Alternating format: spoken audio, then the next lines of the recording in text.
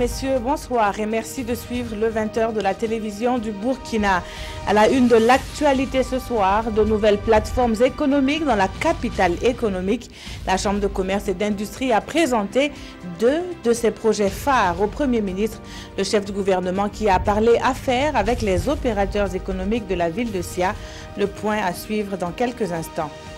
Elle n'est pas en reste dans la relance économique. La route, ce qui relie les villes de Banfora et Mangodara, est pourtant en très mauvais état. Sur le papier, sa réhabilitation est attribuée à une entreprise. Sur le terrain, le constat est tout autre. Un périple à suivre dans quelques instants. Et puisqu'il souffle comme un air de vacances, nous irons à la découverte du site de Dafra, jadis lieu traditionnel de sacrifice. Le site fait peau neuve en devenant un lieu écotouristique. À quelques encablures de Bobo-Dioulasso, Dafra se veut un havre de paix pour les touristes d'ici et d'ailleurs. Bienvenue à tous. Tout d'abord, cette rencontre officielle entre le chef de l'État et un responsable de l'Union internationale des télécommunications. Ibrahim Hassanou, en poste à Genève, s'est entretenu avec Roch Kaboré sur sa candidature en tant que vice-secrétaire général de l'UIT. L'usage d'éthique pour le développement durable a aussi été évoqué au cours de cette audience, dont voici le compte-rendu avec Konson Koulibaly et Oumar Zambré.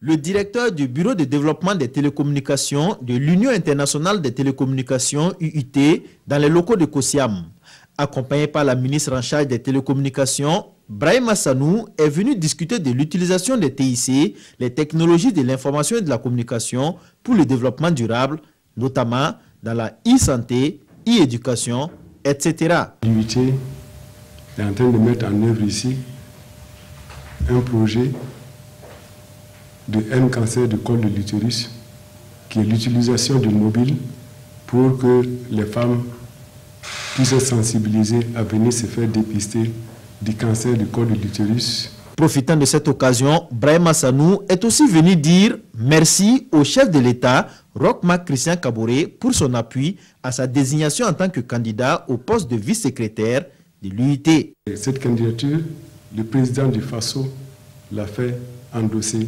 par l'Assemblée des chefs d'État de l'Union africaine.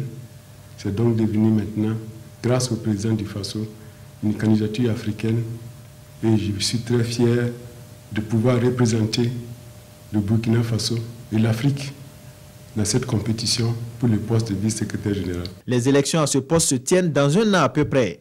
Mais pour l'heure, le candidat Brahim Hassanou est déjà en campagne. Nous allons à Bobo-Dioulasso où séjourne le chef du gouvernement. On a parlé affaires dans la capitale économique ce 31 juillet. Tout d'abord, cette visite de Paul Kabatieba au port sec de la ville. Le point avec Lamine Karantao et Karim Sissé. Les capacités d'accueil du port sec de Bobo-Dioulasso sont arrivées à saturation. Et aujourd'hui, il est question pour la Chambre de commerce de procéder à l'extension de cette plateforme. C'est ce projet qui est expliqué au Premier ministre en visite sur le lieu. Le Premier ministre est venu donc nous encourager à renforcer cette infrastructure, notamment à travailler sur les projets d'extension, mais également à travailler sur les infrastructures d'accompagnement que constitue la zone d'activités diverses qui permettra l'installation d'unités industrielles, mais d'activités de services, mais également tout ce qui concerne les activités d'artisanat comme les garages et tout cela qui sont donc des activités qui permettent la relance de l'économie de la ville de Bobo-Dioulasso. Donc encore une fois, nous sommes satisfaits de tout l'intérêt que le gouvernement et le Premier ministre à sa tête portent donc sur la relance donc, des activités économiques à Bobo-Dioulasso. Avec une recette douanière de 35 milliards de francs CFA en 2010, le port sec a pour ambition d'engranger 110 milliards cette année. Et pour le visiteur du jour, l'extension du port sec va permettre non seulement la fluidité du trafic, mais aussi l'augmentation des recettes douanières au profit du gouvernement. C'est le lieu donc de féliciter tous les hommes et toutes les femmes qui travaillent ici, sur cette plateforme, aussi bien le personnel de la Chambre de commerce que le personnel de la douane et tous ceux qui vraiment travaillent quotidiennement ici pour faciliter le commerce et les échanges économiques entre notre pays et les pays voisins. Alors je pense qu'il faut reconnaître que le gouvernement en tout cas fera tout ce qui est en son pouvoir pour les accompagner dans leurs projets. Le lancement de ce projet d'extension du port sec est prévu au plus tard en début de l'année prochaine. Et le Premier ministre s'est aussi entretenu avec les opérateurs économiques de la région des Hauts-Bassins. Les échanges se sont voulus concrets avec cette question, comme affaire de Bobo Dioulasso, le fer de lance de l'économie burkinabé, comme mentionné dans le PNDS. Le point cette fois avec Mané Kanyen et Karim Sissé. La santé de l'environnement des affaires à Bobo Dioulasso, c'est ce qui réunit le Premier ministre et les opérateurs économiques de la région des Hauts-Bassins. Il s'agit concrètement pour les deux parties de voir ensemble comment relancer les échanges commerciaux dans la ville de Sia. Occasion pour les hommes d'affaires de dresser au Premier ministre les préoccupations de l'heure. C'était l'occasion pour nous d'exposer les entraves au développement des industries, au commerce, au transport dans la région des Hauts-Bassins. Et nous avons donné la parole à tous nos ressortissants qui sont exprimés librement. Paul Kabatsieba a eu une écoute attentive et a apporté des éléments de réponse aux différentes préoccupations.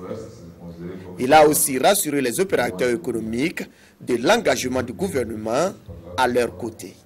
À l'écoute donc de leurs propos, et j'ai appris qu'il y a une sorte de difficultés sur lesquelles nous allons au niveau du gouvernement nous pencher pour essayer donc de trouver des solutions idoines pour les permettre donc de développer leurs activités et contribuer ainsi au développement donc de l'activité économique dans la région de Haut-Bassin, également contribuer également ainsi à la création de richesses et à la création de l'emploi dans la région de Haut-Bassin. C'est la première fois que le chef du gouvernement Paul Kabatsieba se penche sur les préoccupations des opérateurs économiques de la région de Haut-Bassin en dehors de la traditionnelle rencontre gouvernement-secteur privé.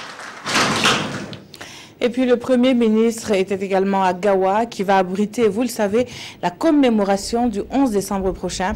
À moins de 5 mois de la célébration de la fête de l'indépendance, les travaux avancent normalement. Un point sur les chantiers a été fait à Paul Kabatsieba, plus encore dans ce reportage signé Bernard Kombelem et Issa Kanana.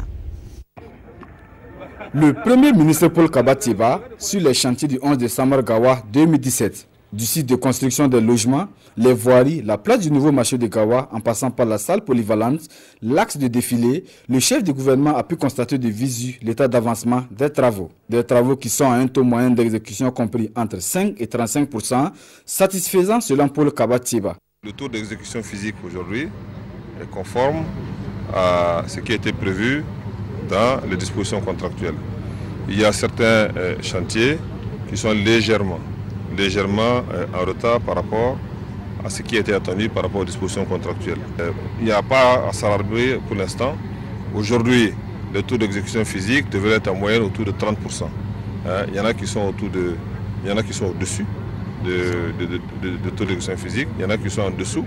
Mais dans tous les cas de figure, ce qui est important à l'heure d'aujourd'hui, c'est de faire le diagnostic sur les causes de ce retard et surtout sur les mesures que l'on prend pour en tout cas rattraper le retard et être dans les délais le moment venu. Et c'est ce que nous avons fait aujourd'hui. Livrer des ouvrages de qualité et l'agent des travaux d'infrastructure du Burkina, le maître d'ouvrage délégué, de rassurer le Premier ministre quant au respect des délais d'exécution des travaux à moins de 5 mois de la célébration de cette fête du 11 décembre. Au regard de la mobilisation des entreprises et des directives qui seront prises à partir de maintenant en termes de renforcement du matériel, des moyens, nous allons rattraper ce retard-là et faire en sorte que les délais soient respectés. Nous avons une exigence de résultats et nous ferons en sorte que les entreprises respectent les délais contractuels et que surtout elles livrent des ouvrages de qualité aux maîtres d'ouvrage. À toutes les entreprises en charge des travaux, le chef du gouvernement les a exhortés à redoubler d'efforts pour livrer les infrastructures à bonne date pour le bonheur des populations du sud-ouest. Paul Kabatsieba a en outre visité un centre de production d'oxygène en construction au centre hospitalier régional de Gawa. Et l'on parle toujours infrastructure avec ce constat. La voie qui relie Banfora à Mangodara, longue d'environ 100 km, est dans un état de délabrement avancé. Pourtant, un conseil des ministres a attribué sa réfection à une entreprise qui n'a toujours pas démarré les travaux. Des travaux attendus par plus d'un. Suivez plutôt ce reportage de Konsun Koulibaly et Nathalie Savadogo. 4 heures de temps pour parcourir 100 km. C'est le calvaire vécu au quotidien par les usagers de la route Banfora-Mangodara. Sinon, j'ai passé le matin pour aller à Banfora. C'est mon retour comme ça, mais le voie là n'est pas bon. Chaque jour, le véhicule là, ça garde. Bon, on ne sait pas comment on va faire. On a quitté jusqu'à 11h. Jusqu'à présent, on n'est pas arrivé là-bas. Donc, on va arriver à Madrid d'ici 17h comme ça. Lorsqu'il pleut, elle est quasiment impraticable. Ne serait-ce que raser de temps en temps, je crois que ça pourra aider la population. Sur ce tronçon, des nids de poules à n'en pas finir. Une voie complètement délabrée. Et avec cette saison des pluies, la situation ne fait que s'empirer. D'où l'inquiétude des autorités locales et des services de santé de Mangodara. Il y a beaucoup de malades qui restent sur la route à cause de l'état défectueux. Nous connaissons ce cas depuis, ça fait 3 ans que cette route n'a pas été entretenue. On t'appelle pour dire qu'il y a une évacuation, c'est vraiment une hantise pour nous. On ne sait pas, est-ce que le malade qui est évacué là va arriver à bon port. Plusieurs fois nos ambulances sont restées en cours de route, voilà, et même souvent il y a des cas d'accident aussi que nous constatons. Le dernier peut-être fait en date, c'est le 7 juillet, voilà, au cours de 2h du matin. Voilà, on m'a interpellé pour dire que l'ambulancier qui évacuait une femme enceinte avec 3 accompagnants a eu un accident avant d'arriver à Banfora. Fort heureusement, il n'y a pas eu de perte en vie humaine, mais des blessés légers. Et selon le maire de Mangodara, en mai dernier, le Conseil des ministres a attribué la réfection de la voie à une entreprise qui n'a toujours pas démarré les travaux. Ça fait déjà plus de 2 mois que ça a été attribué et personne n'est venu par là. J'ai eu l'entrepreneur une seule fois au téléphone qui m'a promis de venir la semaine qui suivait, mais jusqu'à nos jours, il a vu que maintenant je l'appelle même, il ne décroche plus le téléphone. Pour nous qui sommes ici, c'est frustrant. Pour l'heure, les autorités disent avoir le regard tourné vers le gouvernement en espérant qu'une solution sera trouvée dans les meilleurs délais. À la suite de cette édition, la célébration de la Journée mondiale de l'environnement.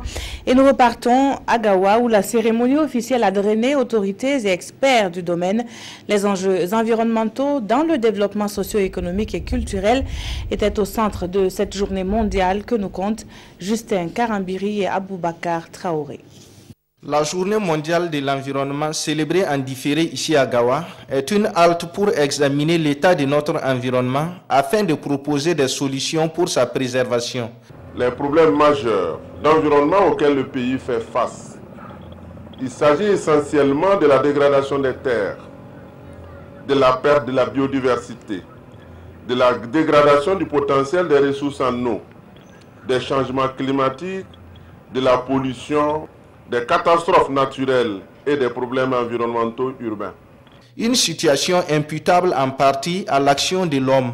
Les différents intervenants à cette tribune dédiée à l'environnement ont donc invité tout un chacun à être un agent du développement durable. Et cela en conciliant développement socio-économique, culturel et enjeux environnementaux. D'ores et déjà, les populations sont attendues sur le terrain de la non-commercialisation des emballages et sachets plastiques non biodégradables. J'invite tous les acteurs, opérateurs économiques, consommateurs au respect de la loi dans toute sa rigueur, car il existe bel et bien des sachets biodégradables au Burkina Faso. Pour ce faire, les opérations de contrôle systématique seront entreprises sur l'ensemble du territoire et les contrevenants se verront appliquer la rigueur de la loi. Une volonté de protection et de préservation de l'environnement, accompagnée par une remise de poubelles et une plantation symbolique d'arbres. En marge de cette cérémonie, les acteurs de l'environnement ont visité une exposition de produits forestiers non ligneux et participé à un cross populaire. Et voici une preuve de la corrélation entre environnement, tourisme et économie. Le site de Dafra, jadis lieu de sacrifice, il a été érigé en site éco-touristique. L'initiative est à mettre à l'actif de la Fondation Monseigneur Anselme Sanon et le musée Tiefo, à la découverte de ce site situé à quelques kilomètres de la ville de Sia avec Gilbert Tougma, Idrissa Karambiri et Moussa Sanon. C'est un nouveau site écotouristique qui vient de voir le jour. Son nom, Donfara. Le joyau est inauguré ici en présence du ministre de la Culture, des Arts et du Tourisme, Tahirou Bari, à qui l'honneur est revenu de couper le ticket numéro 1, donnant droit d'accès au site. Tout ce que je souhaite, c'est que les populations s'approprient de cette infrastructure et qu'elles puissent contribuer à la promotion à travers un ensemble de mécanismes d'information et bien entendu à veiller sur l'état des infrastructures afin que ce site contribue à la rentrée des ressources pour le village.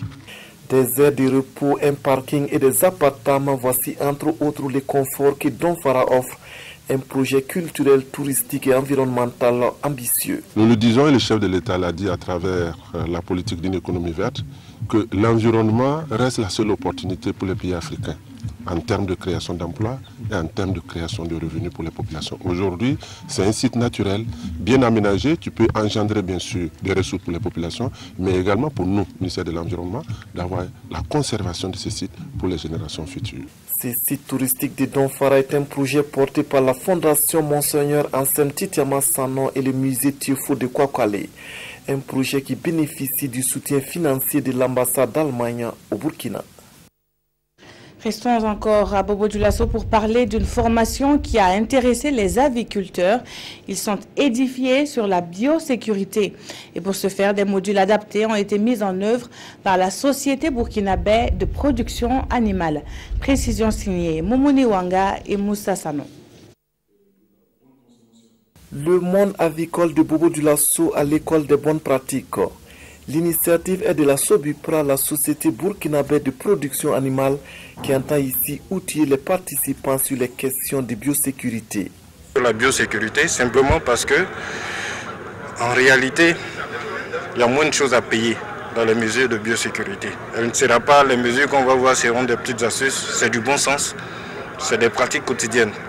Je dis aux éleveurs la plupart du temps, une bonne hygiène, c'est déjà un premier pas pour le bon soin des animaux. Après, un accompagnement avec de l'antibiothérapie et tout ça, c'est quand il y a un problème qui survient. Un premier pas salué par les autorités pour qui cette formation permettra au secteur de l'élevage d'être plus rentable avec beaucoup plus de qualité. À travers cette présente session de formation, on se réjouit déjà que c'est une tribune qui leur est offerte pour bien sûr renforcer leurs capacités et bien sûr quelles sont les bonnes pratiques en la matière afin d'obtenir bien sûr de bons rendements. Aujourd'hui, il faut bien manger. Un pays qui aspire au développement, à l'émergence, doit avoir une population en tout cas en bonne santé. Et tout cela commence dans les assiettes. L'événement qui se tient aujourd'hui est un travail d'anticipation. Cette formation est la première de la Sobupra à Bobo-Dioulasso. La Sobupra, une société spécialisée entre autres dans la vente de poussins et d'aliments à bétail. Les policiers et gendarmes burkinabés de la MONUSCO soutiennent la lutte contre le terrorisme au Burkina. Ces casques bleus de l'ONU pour le maintien de la paix au Congo ont fait don d'une somme de 10 000 $ américains au ministère de la Sécurité. Et c'est le ministre d'État qui a lui-même réceptionné le geste. Le compte-rendu de Issa Kafando et Nyarkiteda. Les gendarmes et policiers burkinabés de la MONUSCO, la mission de l'Organisation des Nations Unies en République démocratique du Congo, apportent leur contribution dans la lutte contre le terrorisme au Burkina.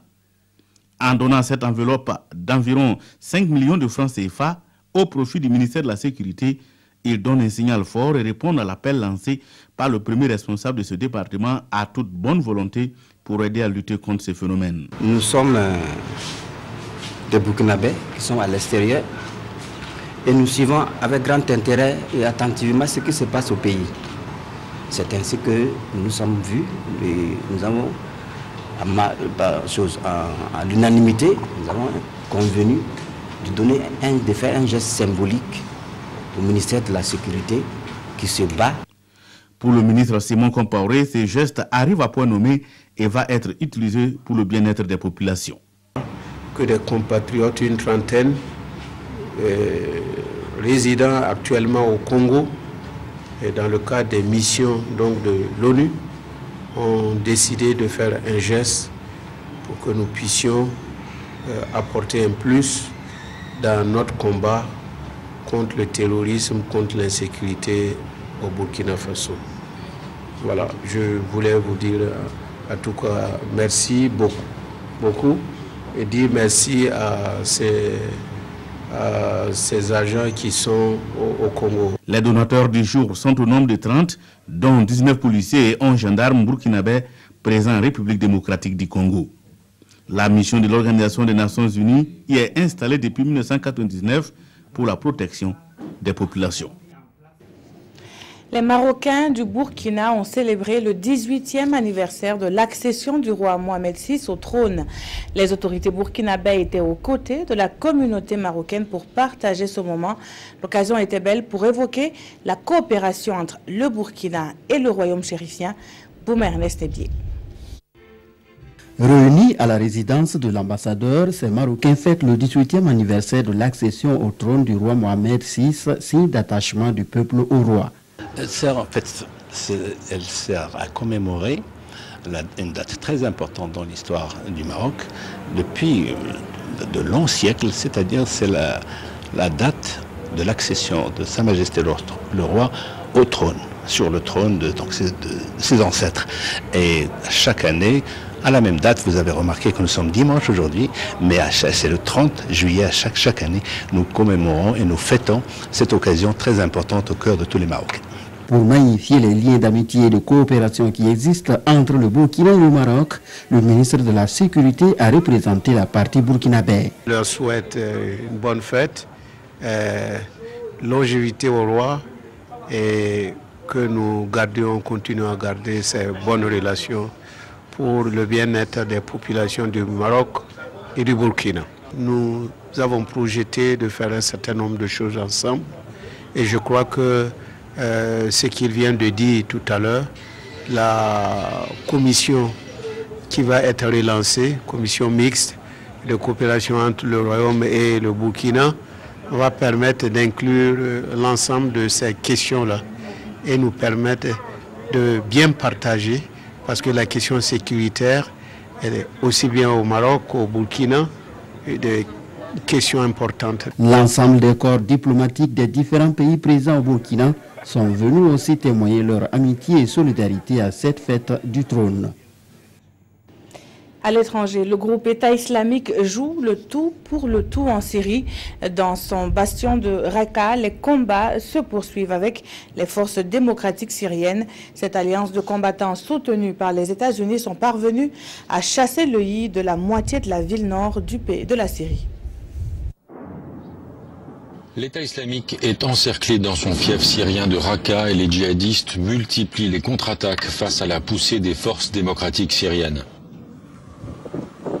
L'alliance des combattants kurdes et arabes, qui est soutenue par les États-Unis, a lancé son offensive sur Raqqa le 6 juin et contrôle désormais le nord de la ville. Face aux bombardements et aux frappes aériennes, les djihadistes utilisent des voitures piégées mais aussi des drones pour observer les mouvements des forces démocratiques syriennes. On a trouvé et récupéré ça. Ils les utilisaient pour surveiller les zones où nous sommes déployés. Vous voyez, ce sont des mortiers artisanaux. Et voilà les drones et les bombes qu'ils construisaient.